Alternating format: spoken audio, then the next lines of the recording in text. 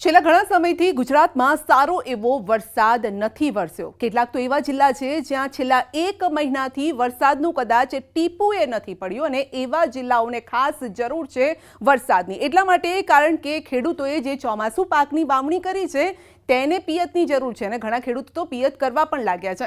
સવાલ હવે અહીંયા એ છે કે વરસાદ ક્યારે પડશે? તો ખેડૂતો માટે આવ્યા છે ખુશખબર। કયા ખુશખબર? ચાલો આપને જણાવું। તો ખેડૂતો માટે જે ખુશખબર આવ્યા છે તે એ છે કે ગુજરાતમાં હવે થોડાક વરસાદી ઝાપટા પડવાના છે। ક્યારે પડશે અને ક્યાં પડશે એ આપને જણાવી દઈએ તો 10 તારીખથી વાદળો બંધાવાના છે। મેઘરાજા પણ હવે ધીમે ધીમે આગળ વધી રહ્યા છે અને તેઓ પણ ઉતાવળા બનીને વરસવાના છે। ક્યાં વરસવાના છે, કઈ જગ્યાએ વરસવાના છે આપ મેપના માધ્યમથી સમજી શકો છો। જ્યાં પણ આપને વાદળી કલર દેખાઈ રહ્યો છે એટલે કે સાબરકાંઠામાં આછો વાદળી દેખાઈ રહ્યો છે ત્યાં થોડાક વરસાદી ઝાપટા પડી શકે છે। આ ઉપરાંત અરવલ્લી, મહીસાગર, દાહોદ, પંચમહાલ, છોટાઉદેપુર, વડોદરા, ખેડામાં પણ ક્યાંક વરસાદી ઝાપટા પડી શકે છે। આણંદ, ભરૂચ, નર્મદા, સુરત, તાપી, નવસારી, ડાંગ, વલસાડમાં વરસાદી ઝાપટા પડી શકે છે। એટલે કે 10 તારીખથી હવે વાદળો બંધાશે। જે વાદળો ઘેરાયા છે એ વરસવાના પણ છે।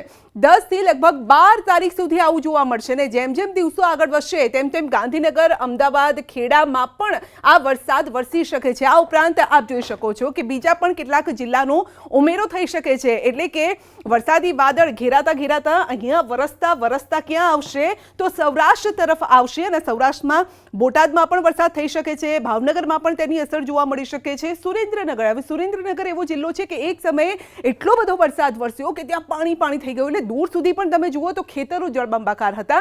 ત્યાં હવે વરસાદ નથી, ત્યાં અત્યારે પિયતની જરૂર છે। માટે જે ખેડૂતો પાસે કૂવા છે, બોરની વ્યવસ્થા છે એવા ખેડૂતો અત્યારે પિયત કરી રહ્યા છે, પરંતુ જે લોકો પાસે આ વ્યવસ્થા નથી, જેઓ વરસાદ આધારિત ખેતી કરી રહ્યા છે એવા ખેડૂતોની અત્યારે હાલત કફોડી બની છે અને એવા ખેડૂતોને ખાસ અત્યારે આ વરસાદની જરૂર છે, પાક માટે વરસાદની જરૂર છે।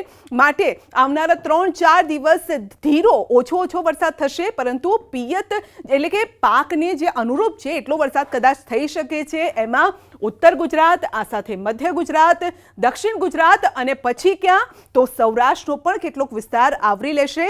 દરિયાકાંઠાની નજીક પણ આ વરસાદ જઈ શકે છે એટલે એ જિલ્લાઓને પણ આવરી લેશે અને આવનારા સમયમાં એટલે કે 15 થી 21 તારીખ સુધી ભારે વરસાદની આગાહી તો પહેલેથી જ હવામાન વિભાગ પણ ક્યાંક થોડી કરી રહ્યું છે, હવામાન આગાહીકારો પણ કરી રહ્યા છે। પરંતુ એ પહેલા જ હવે આ જે છે મેઘરાજા ક્યાંક વરસવાના છે। એટલે કે રાજકોટમાં પણ વરસાદ થશે, કારણ કે રાજકોટમાં પણ અમે આપને ગ્રાઉન્ડ ઝીરો પરથી એ પ્રકારના દ્રશ્યો પણ બતાવ્યા હતા કે જ્યાં ખેડૂતોને વીજળીની જરૂર છે, પાણીની જરૂર છે અને તે ન મળતા પાક પર સંકટ ઊભું થયું છે। હવે એવા પાક મગફળી, કપાસ છે, એરંડા છે, આ તમામ પાક જે સુકાવાની અણી પર આવતા હોય, પાણી ન મળે એટલે ઓબ્વિયસ છે કે પાક સુકાવા તરફ જતો હોય, કાળો પડી જાય, પીળો પડી જાય, તો એ તમામ જગ્યાએ હવે એક સારા સમાચાર કે ત્યાં વરસાદ થઈ શકે છે। કેટલાક જિલ્લાઓમાં કદાચ આ વરસાદ ન થાય અથવા તો વાદળો બંધાય પરંતુ વરસે નહીં, તો એવા કયા જિલ્લા છે તો એ પણ આપ જોઈ લો કે પાટણ, કચ્છ, ભુજ, મોરબી, જામનગર, દ્વારકા, પોરબંદર આ એવા છે કે જ્યાં કદાચ